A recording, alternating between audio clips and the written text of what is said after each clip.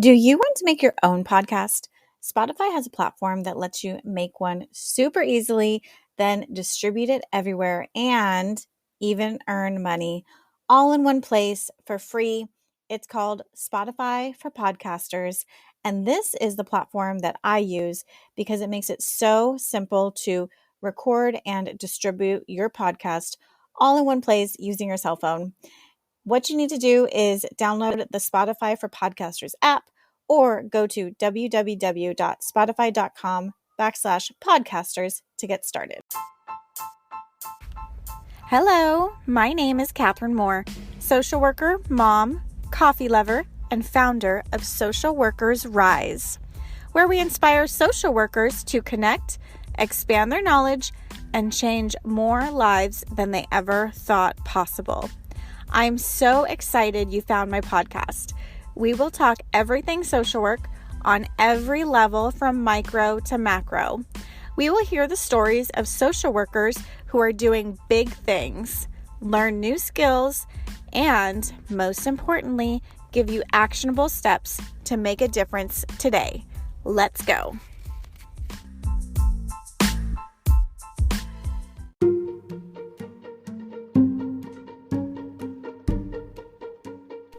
Before we get started in this episode, I wanted to share a resource with you that I wish I knew about a long time ago.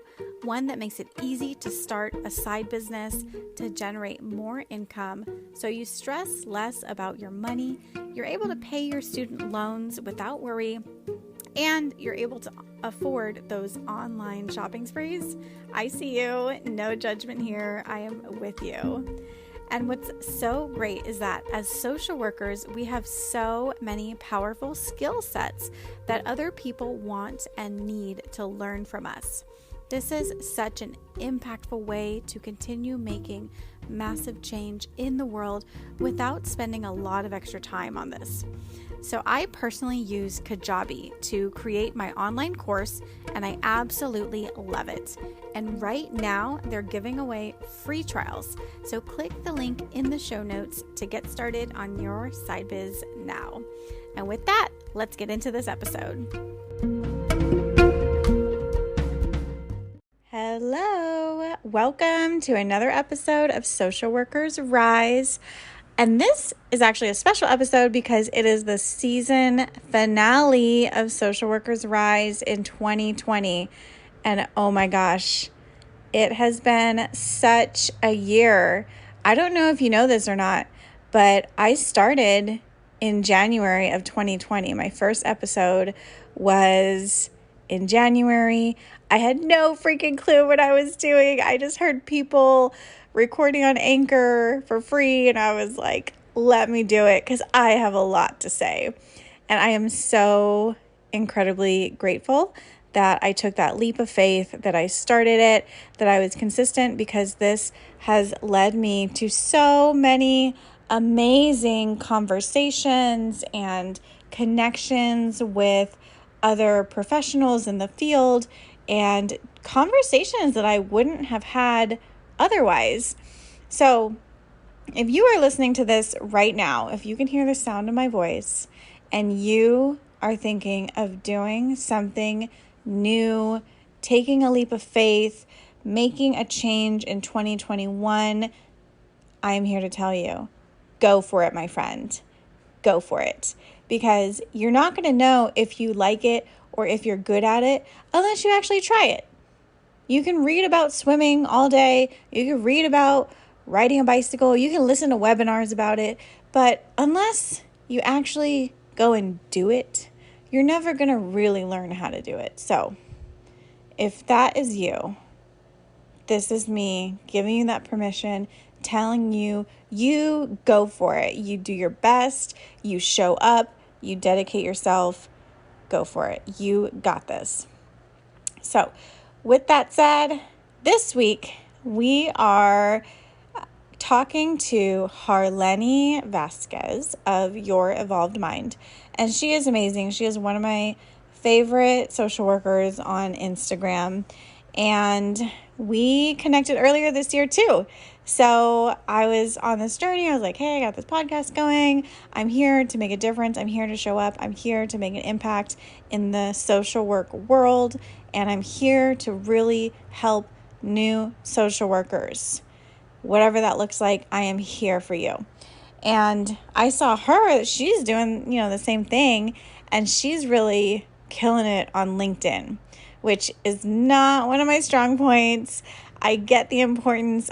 I have a lot to learn. And I'm so grateful for this episode because I did learn a lot. I was inspired to upgrade my own LinkedIn profile. So I'm so immensely grateful for her and her time here. I hope you enjoy this episode. Also, I wanted to let you know, if you are feeling super stressed out from this year, from work, from working too much, from being too stressed out at work, I am here to help you because I was there too. I was there and it was, oh my gosh, it was terrible. It was really bad. I was so irritable. I was always stressed out.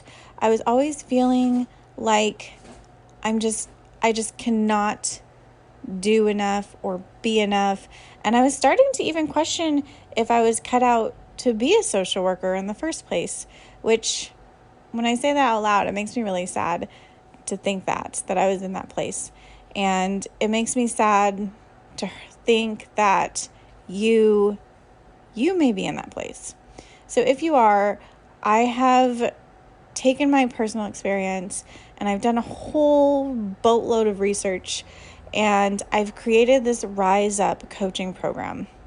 It's an 8-week program that is going to really take you from stressed out to creating balance. And balance is really what I found to be the key in helping me manage all of these things going on, all of the stresses at work, all of the emotional energy that goes into being a social worker. I found that having that balance, not just with work and life, because there's so much more to us than work and life, right? There is, of course, our career, but there is our higher purpose. There is our spirituality. There is our mental health. There's our relationships and our money. All of these things are going to be impacting us and the quality of life that we're living. So I've taken all of this and put it into one 8-week group coaching program, which is going to be so immensely powerful. I am so excited for this. If you are feeling like this, if this is resonating with you, then definitely reach out to me. Reach out via Instagram. You can message me. You can go on the link in my Instagram profile. The link is in the show notes, anywhere. Rise Up Coaching Program. We start in January. We will be doing another round in the spring. So there is space for you. Definitely reach out. And with that, that's all I have to say for that. I will jump right into this episode. Hey, Harleny, thank you so much for joining me on Social Workers Rise. Welcome. Hey, Catherine. Thank you so much for having me. I'm so excited to be back on your show. And I'm so excited. I know we have lots and lots to talk about. Yes, you are a busy woman in high demand, so I'm very grateful. I'm grateful we're able to make this time to just sit down and hang out for a little bit. Oh my God, I don't even know how I do it. I don't know either. I'm very curious, actually. We'll talk about it today. You can pick my brain. I'll spit out all the details. Oh, yes, I would love that. So yes, I definitely want to do that. I already asked you the intro question, like, what do you do? What brought you to social work? All of that good stuff in our last episode that was released. Oh my gosh, July. Yeah, it was like, woo, a long time ago.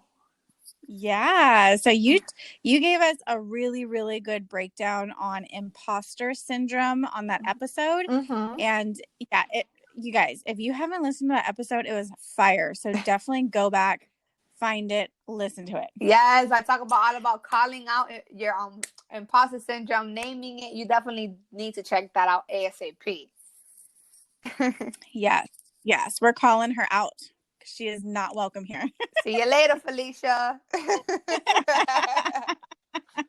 So you have been like so busy everywhere. You are on Instagram, on LinkedIn, and you're working full time. Most importantly, you're working full time as a social worker, and you're doing coaching for social workers. So that is a lot. First, I'm kind of wondering for my own like self is how do you find balance in all of these things? Okay, so where do I even start? So I'm currently technically still a social worker, but social work supervisor. I still find myself still being that social work role because sometimes I have to cover cases. So I feel like with balance, so on the weekends, I really, really be mindful of my time. So in the weekends, I do disconnect in the sense of like I'm not doing no coaching calls, I'm not doing no collaborations. I do try to post on LinkedIn just to continue that consistency, but I really just post in the morning and then forget about it, right? But I really on the weekends like is my non-negotiable, right? And with everything going on and it takes time, I really learn how to protect my energy in regards to the conversations that I'm having on a daily basis. In the sense that like, sometimes, I do love talking to people, but sometimes, in the past I found that, hours go by and I'm here, having a conversation that is not really helping me get anywhere, right? In regards to my goals. So I think I'm just like what I'm trying to say is I've learned to be very, very strict with my time and I plan out everything, right? To the point I use Google Calendar, I use Asana, which people don't know that it's kind of like I think they have another website called Mondays. It's like a productivity tool. And basically you're able to, really track your projects and your time. I do batch my content in advance just because like it's just there's no way I'm gonna come up with things on the spot. But I feel like sometimes when you're able to have systems in place, everything else will flow, right? Like I am a one how do you say one team gal, but Mm-hmm. basically it's like again really like managing like my time, right? Like I only coach on certain days, I only do collaborations on certain days, and then like I said, the weekends I don't do anything. I just really relax and I really protect my mornings as well, like prior to work. Technically check in into the 9 to 5 because I'm still working from remotely, but really like my mornings are sacred. Like I want it to be for me. So I chill, watch some Netflix and just, have a little me time. So I think hopefully that answers your question in a nutshell. Just really protecting my energy and just kind of seeing where, my energy best aligns throughout the week and how I feel like most productive. Like if sometimes I forget that, especially, you know, within my 9 to 5, I have no control what happens. I have no control. There's a crisis and stuff. I have no control. But within my business, I have all the control as possible. So if I'm not able to do something, I reschedule. If I don't want to show up to a call or a live or whatever, I reschedule. Like if I don't feel it, I'm just not gonna force it. You know what I mean? Yeah, that makes sense. So I hope that answers your question. It does. And I feel like you gave us a little behind the scenes glimpse of like what are you doing on the weekends and where are you? Yeah, sometimes But people it's people be thinking like, do you take a break? And I'm like, of course. Don't hello, like the weekends, don't you be seeing like people that follow me and connected with me? Like, no, I'm not here like working and planning content on the weekend. No, like I don't even turn on my computer. Like I really don't. Like I just, of course I'll be on my phone, but like I really do like wind down the weekends. I really do, especially like Fridays afternoon. Like I try and I don't really mm-hmm. schedule anything. People be like Fridays. I'm like, nope. Like just really like honing in with your time. There's only so much you can do. Yep, same with me. I feel like Friday evenings are like, no, I am zoning out. My brain is tired. I Mm-hmm. am not thinking. I am not talking to anybody. I'm just being my little introverted self on the couch with like, I don't know. Ice What do I cream and Netflix. yeah. A lot of hot wings and pizza to be honest. Oh my god, you're making me hungry. It's dinner time over here. Oh my gosh. But yeah. So that's good to know. That's great. I love that. So with you talking to like so many social workers all the time. What have you noticed is really the struggles of social workers right now? Like at the end of 2020, going into 2021. Like, what do you see as the struggles? Okay, that's a really good question. And I get asked that a lot. I feel like the main struggles, regardless if you're a brand new social work graduate or even a seasoned social work, I seen the main thing in regards to really feeling lost within their job search process and not knowing like their career goals, or just kind of, just burned out and not knowing exactly where to go next and not really feeling confident enough to kind of figure that out. I feel like sometimes social workers feel that they must be in their right, because they're like, oh, but I got my, the clinical concentration, so I have to do therapy and this. And I feel like that's a huge thing. Like, no, like if you went towards the clinical route and you're like, nope, I don't want to do this, and you want to go more macro, then go for it. Like, I can't stress that enough, that your social work degree is literally what you make it and what you want it to be, not quote unquote what school tells you to do. I mean, hey, we can definitely have another conversation about, the curriculum within like the social work school, but there's a huge disconnect. And I feel like, social work school definitely does not prepare you for the job market itself, right? With interviewing tips and marketing and just really having like an overall job search strategy, right? Because people think like, oh, I have an MSW, it should be easy to find a job. Like, no, like there's so many things that goes behind the scenes. And I feel like, especially new social workers, I hear this all the time. I'm so lost, I don't know what to do. And the thing is, when you're in school, you have that counselor or whoever in your pocket, really, kind of like keeping track, like how many credits you have left or whatever. But then once you graduate, I feel like there needs to be more enforcement within like alumni engagement around like the workforce, right? Because it's the biggest problem is like really not understanding like, okay, what do I do next? Or how can I really hone in on like what I want to do, right? And of course, sometimes you may not know exactly what you want to do unless you put yourself out there.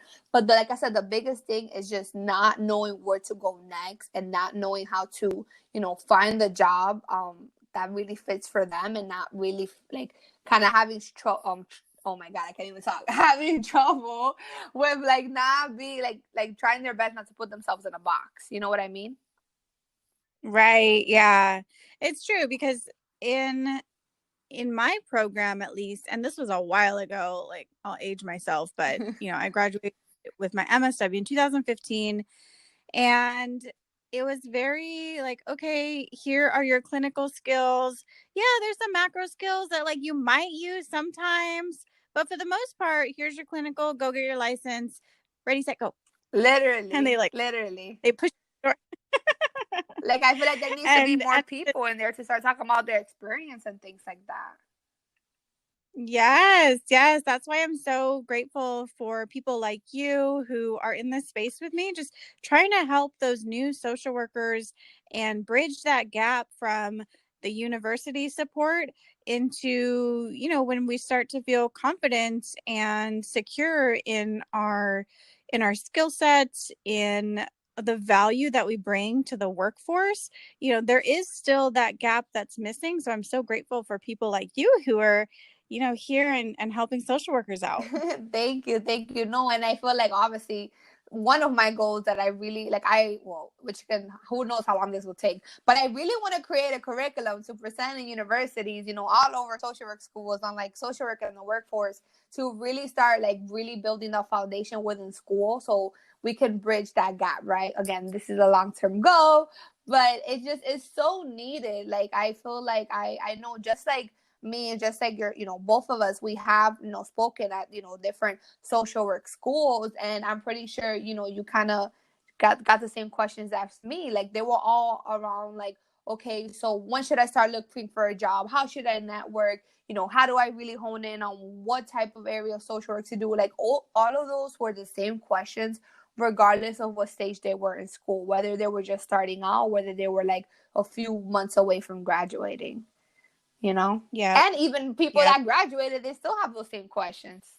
So I feel like there has to Yes. be Yeah. like some sort of disconnect there. It's like, it's not okay. Definitely. Definitely. So your specialty and your jam is LinkedIn. Woo! And yeah, I feel like for me, like I know about LinkedIn. I have a profile and I've answered the questions, but I don't really know what to do on LinkedIn or where to start or even like why I need to be on LinkedIn. Like is it really helpful? Absolutely. Listen, even if you're as a business owner, even as a job seeker, or just not like, let's say you're currently happy with your job, you need to be on LinkedIn. LinkedIn really leads to opportunities. Again, even if you're not seeking for a job, even if you don't have your business, it's just a totally different environment. There's just so much value that goes on. Not saying that Instagram doesn't have value. It's just the vibe is totally different. You're able to build that personal brand on LinkedIn and really show up, around other thought leaders, right? Regardless, again, whether you're a job seeker or not. And like LinkedIn is just like, I love LinkedIn, like I obviously, but like what I'm trying to say is that it seems harder than what it really is, but it's not, right? Like I was just saying this the other day that, for all you fellow job seekers out there, or just fellow social workers who want to really like build your network with other social workers, LinkedIn is a place to do it, right? I feel like with like social work and Instagram, some people can be like more reserved. Not saying like, social work entrepreneurship. I'm talking about like actual social workers, right? Who have their own profiles. It's Mhm. all personal profiles, right? I know I follow a couple of social workers that their stuff is private, which it should absolutely be. But I'm just saying you're not going to be able to have like that level of rapport, like on Instagram, like you would on LinkedIn, right? So to make it short and sweet, right? So when you first create a LinkedIn profile, it does everything for you. In the sense it automatically creates your headline, it automatically creates your about me section, and people think like, oh, okay, I have my LinkedIn profile created. No, you have to take it one step further, right? When someone looks at your profile, they need to know who is this person, what are their current skills and interests, what they have to offer, and what are they looking for, right? And I know like it sounds like a lot, but again, the ideal that if you're able to make it very targeted, right? Recruiters are going to be able to find you, or again, or even let's say, I was talking about this the other day about informational interviews, right? I'm going to give you an example. Let's say I am a fellow social worker working, I'm going to use you and I for example. Let's say that I am currently a macro social worker, and I really wanted to talk to a medical social worker just to really hone in on their experience, to see if they could share any insight. And if you're on LinkedIn, I see that you have like medical social worker and all those things, I'm going to reach out to you and I'm going to say, hey Catherine, I know you have this amount of years of experience being a medical social worker. I'm looking to transition from macro to clinical. Would it be possible for us to chat, just to learn more about your experience? That is the networking piece that you're not going to get on Instagram. Because again, social workers is not like you're saying your title, again, for those personal social workers, not social work entrepreneurship. But what I'm trying to say is that's how you're going to take your LinkedIn and build that personal brand regardless of what stage you are, and really build in that solid connection. I know I said a lot because I could be here all day talking about LinkedIn, but Yeah, I love it. I was over here taking notes. I I, I guess my one of the questions that we had is about your personal brand. So this is not taught in social worker school. So what what is that? Can you just tell us, if for someone who's listening and you're like, I don't know what my personal brand is. I'm just Catherine. I just have my MSW. I just social work. Like, where do you even start? What do you Got do? What okay. does that So look your like? personal brand is basically your personality. What makes you you? Like personal branding in the sense of people who are starting to recognize me, whether on Instagram as Your Evolved Mind or whether on LinkedIn by my name, is okay, Harleny or Your Evolved Mind comes to mind. They think of someone who's outgoing, who's upbeat, who's always sharing like valuable content, who's always trying to make an impact. That is that personal branding, right? Of course, within this entrepreneurship world. But as a fellow job seeker, you can still build your personal brand through engaging with others, to really sharing value. Remember, everyone has something to offer. Personal branding is really going down to those characteristics that makes you you. Right? Not saying you have to be an extrovert or anything like that. For those introverts, it's just like, when someone thinks, I'm gonna use you for example. Like if someone really thinks like, oh, Catherine from Social Workers Rise, what's gonna pop up? right? Based on of the stuff that you have put out so far, basically like your interactions with others or what you post. Again, I'm saying it more in the context of like entrepreneurship, but as a fellow job seekers, and this is what I teach my clients, you building that personal brand through your profile, right? Really sharing some interest, not saying that you're going to tell your whole life story, but let's say you're very passionate about, let's say, medical social worker, or really bridging the gap within higher ed. I'm just giving an example as a job seeker. Then you need to kind of have those essential skills in your profile, connect with thought leaders in that industry, and make yourself known. So let me know if that was helpful. Yeah, it is. And I'm thinking of people who are new to the field. Maybe they're in their internship right now, or they just graduated in 2020. So it sounds like if they're so like concrete ways to actually sort of start your personal brand is interacting with other people who are doing the same things that you enjoy, that you like to do, commenting, maybe sharing some articles, sharing some posts. Is that a good place to start? Absolutely. And again, as a new, like, recent social worker, I know all of that can sound overwhelming, like posting and engaging. So what I really say is just, basically building that LinkedIn profile and really figure out your interests, right? Really see like, okay, what type of audience do I want to be known for, right? In the sense of like my current following, right? Like, who am I following, right? Let's say it's Oprah or something, right? So really honing in on the type of people that you're connected with, that's really building your personal brand. Or asking for recommendations, right? Or just reaching out to, those fellow social workers that you're interested in. That is all goes into personal branding, right? Personal branding, again, really going into like, again, what makes you you, in the sense of like, what are your current interests? Are you interested in medical? Are you interested in just, again, higher ed or anything like that, right? It's really about that authenticity, you know? Yeah.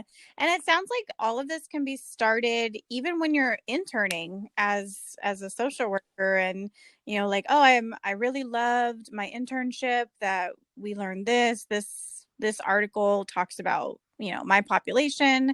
So it sounds like you could even do this as an intern. Absolutely. And, again, it really goes down to how you present yourself. What do you want to be known for? What do you want to be known for in your internship? That you were that person that was, always advocating for those, special needs or clients or anything like that. Like, really just, if you're in your internship right now, you have to remember, okay, when I leave out of this internship, what I want to be known for when my name comes to mind, right? Like, oh, Harleny was that person that, no matter what, she never said no to going beyond, or, she never said, like, she never, struggled. I don't know. I'm kind of giving an overall view, but if you want to think about it in Yeah. that aspect of like, okay, or my last employer, if I can ask them, Harleny, in 3 words, what would they say? That all goes into your personal branding. What makes you you, Okay. your strengths and your passions. What Okay. Should we be niche or general? Mm, I mean, it really goes into what makes you you, going back. Like, you don't have to be niched. You can be very generalized, right? It really goes, like, there's so many areas that you can do, you Yeah. know? Okay. Um, yeah, that's very helpful. The other problem that I run into is what to post, because I'm like, well, do I share my personal thoughts, or do I post my accomplishments? But then is that coming off as bragging? So, do you have any advice there on So what to first, post? no, it does not come out as bragging. I feel like, especially, us women of color, we feel that sharing our accomplishments are bragging, but it's absolutely not. We have to feel empowered within to share, whether you got your licensure, whether you had a great day. Like, definitely, LinkedIn has changed so much, and LinkedIn loves celebrations. I posted the other day about, two of my clients. One of them had landed a fellowship, and the other one got her role as a medical social worker. And my feed was blowing up, right? Like, LinkedIn really loves you celebrating your accomplishments, whether it's, and as a fellow job seeker, you can post again and you got your licensure, that you got certain credentials, or that, you know, you got a new pet. I mean, whatever it is, LinkedIn, it goes to another level. LinkedIn loves storytelling. So don't feel that you have to create like this crazy content and articles. Like, you can start off small. Start by sharing your favorite quote. Start by sharing, you know, your favorite book. Like, whatever it is, like, it's again building that personal branding and really showing what makes you you at that level. You know what I mean? Yeah, yeah, okay. That makes a lot of sense. So I can You could share about okay. your So daughter yeah, if and you I if like you celebration. feel that you want to put her on LinkedIn. But what I'm trying to say is people post their kids, their pets, you know, their partners. Like, it's that personalized, literally. You know? So for people who want yeah, that makes sense. So for people who have the basics down, like, okay, I'm doing all these things already, how what does the algorithm do? Like like what does it really love? What should we be focusing more on? Should we be sharing posts? I heard celebration, so maybe posting things that would encourage celebration. Do you have any like insider So the tips? algorithm is always changing, just like Instagram. So I don't focus so much on like an algorithm, but always want to test out what works for your audience, right? If you posted, like, let's say you just graduated and got your degree and it blew up, which it always does. Again, celebrations really do good, right? Or let's say you wanted to do like a video on sharing like 3 tips on self-care, right? And I feel like within LinkedIn, you always have to ask, like, what is your goal? Again, whether as a job seeker or just entrepreneur, like, what is your goal? Do you want to be on LinkedIn to get visibility? Do you want to get on LinkedIn to get clients? Or do you want to be on LinkedIn to just network, right? So you have to really ask yourself, what I want to be known in LinkedIn, right? Because if your goal example is to get clients, then you wouldn't focus so much on like trying to get views and all those stuff, right? You want to focus on like what is going to bring me in clients, right? If you want to network, then you will focus on researching and connecting with people. And of course, if you want to increase your visibility, then you're going to notice, okay, what post is doing better, right? And kind of like tracking the analytics. There is it's called Shield. You have to pay for it though, but Shield is like right now the only one that can track LinkedIn analytics, like Instagram does, right? Can tell you how many people, like, you know, what is the best performing post. You can do that through, it's called Shield, SHIELD. So that's like another, you know, behind the scenes with LinkedIn. They're not through LinkedIn, but that's the only one Yeah. that you can do it, like, to view it. So, you know, definitely start off small, and, you know, don't overwhelm yourself and feel like, oh my God, but I don't know what to post. Right. But engaging is the Right. core. At least like engage like 20 minutes, 10 to 15 minutes a day with people. People that you don't even know. Like, it doesn't have to be people that you know. And it doesn't have to be only social workers. The goal is that the more people you engage, the more eyeballs can be on your profile. And with that can lead to opportunities. Ah, there's a little golden Bam! nugget. I told you I was gonna be spending out some value tips. I hope everybody Yes. has pen and paper. That and I'm thinking of the things that I've seen go viral on LinkedIn. A lot of it is a good picture, like a nice, clear, eye-catching picture, and videos. I hardly see videos, and videos are so powerful. I even integrated this into my talk that I did at the NASW state conference, NASW California state conference, that videos is such an effective way to build relationships. People don't use it enough. And if you just have a video and you know, think about it, right? If we're posting a celebration post because our goal is to get a job. So say you get your phone out and you make a video and say, I am so excited. Look what I got. I got my LCSW paper that I passed my licensing exam. This is amazing. Medical social work. Here I come. And recruiters are going to see that. Your connections are going to see that. People are going to be so much more engaged. And it's so much more powerful than if you type that Yes, out. absolutely. No, for sure. Like that celebration and all those things, it really does come like a long way. And I feel like that's what I'm saying, goes back to really testing out what works. Like I've done videos in the past and it didn't get as much engagement as my posts, but usually I try to have like a balance of both. Like if I'm gonna always post, infographics do really good here as well because people like to share as well, which I get out of like, engagement. I feel like my posts, I mean, sometimes I forget how many times I go viral because it's always going, but you have to also really test like, okay, what people want to see. A lot of value, a lot of empowerment, a lot of wins, and you go a long way, regardless of what stage you are in within your career. Like everyone has something to share. You lost weight, or you buy your first house. I mean, whatever it is, like LinkedIn loves that. Okay. So what I'm getting from our conversation is the best things to be posting and sharing about is, one, it depends on your goal, visibility, networking, or Mm-hmm. job searching. And then you can tailor those things to meet that goal. So use things like infographics, videos, pictures, stories, wins, empowerment, and teach on something, provide education Absolutely. on And this is where something. you build a personal brand. Like again, me, I'm building that personal brand on LinkedIn in the sense, okay, Harleny is that social work coach. She's always sharing, empowerment, just kind of motivational career tips. I'm very being known by that because people are telling me too.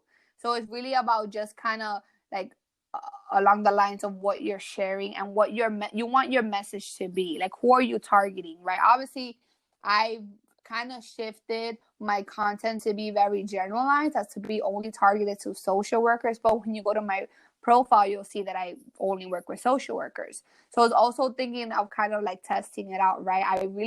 My message is to everyone, right? But of course, one-on-one, I only work with social workers. But I've noticed that the message that I want to offer is to everyone, right? I want to be that, especially like I can't stress the being a minority and women of color. I want to empower those other minorities that feel that they can't have a voice or anything like that. So it always goes back to your goals and what you want to accomplish. I Thank love you. that, Harleny. You give me all the feels. Hey.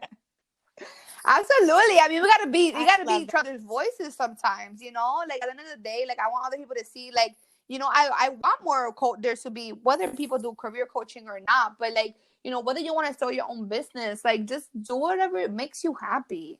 Like, there's no handbook, there's no yeah. guidebook as to what you should do with your degree. So if you're listening, you're currently a student, or if you're currently a seasoned social worker, like you're in control. Remember that. Like no one is, you write your own story. I could be here preaching all day. I know. I love it. I Thank love it. you. I love it. This is so um how so you are coaching right now. Did you want to talk a little bit more about that? Absolutely. Yeah, I would love to share. So for those who follow me and for those who don't, I do have my signature group coaching program called Social Work Graduate Academy. And I say signature because starting in the new year, I'm going to be running it multiple times next year. And basically, this is a program not only for new social workers, it's a program designed to help you get clarity on your social work goals, teach you all the marketing tips, that tools that you need to interview with confidence, market yourself on LinkedIn, and just interview like a boss. And basically, this is my signature group coaching program. Is a 10-week group coaching program, and actually enrollment will open up again December 1st to kick off the new year in January. So if any social workers are interested in learning more, definitely reach out to me and I can further discuss. But this is my baby. I love. We just finished the last program of the year like a couple of weeks ago, and I was just so happy to see all of my SGA people accomplishments. It was just so awesome. It warms my heart. Oh, I love Thank that. I you. love that. Okay, awesome. And that's perfect because this episode is going to drop in December. Woohoo! So as soon as you listen to it, go sign up because spaces Absolutely. are And I limited. really Harleni's a big girl. thank you. No, like this, I don't like, even though it's enrollment opens December 1st. It doesn't start till January 4th. So enrollment's going to be, within the whole month of December, but definitely spots are limited. I like to make sure it's a very closed, small group, just because of my specific support. And I basically go all in. Yeah, definitely. So where can people find you? Of course, I am on LinkedIn. Find me on LinkedIn by my name, Harleny Vasquez. And you can find me on Instagram by my business name, Your Evolved Mind. Connect with me. If you have any questions, feel free to reach out to me. And I also wanted to mention, which technically this is going to go in December, but either way, connect with me.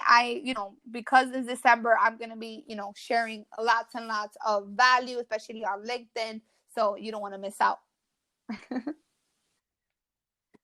Yes, Woo! I'm going to be there too. Awesome. Thank you so much, Harleny. As always, it's been a pleasure. And I'll see you around. Thank you so much for having me. Have a great day, Tony. Yes. Bye, girl.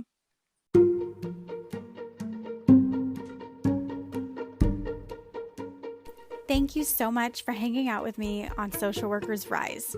If you are looking to add another stream of income while making massive impact on the world, then I highly recommend creating your own online course.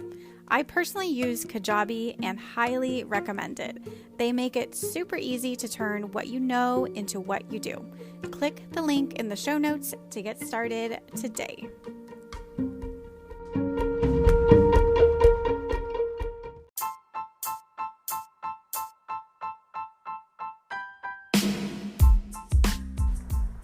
Thank you so much for listening to another episode of Social Workers Rise.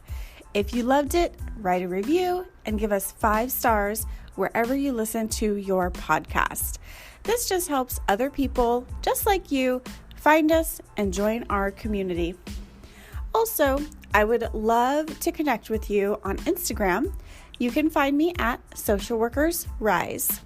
I can't wait to see you next week. Bye.